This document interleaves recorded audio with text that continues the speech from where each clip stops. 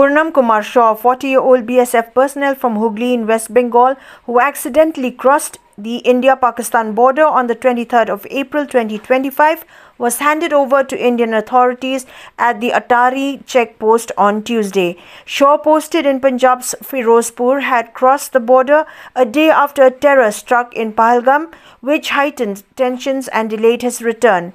The BSF confirmed his peaceful repatriation and noted that such incidents are usually resolved through flag meetings.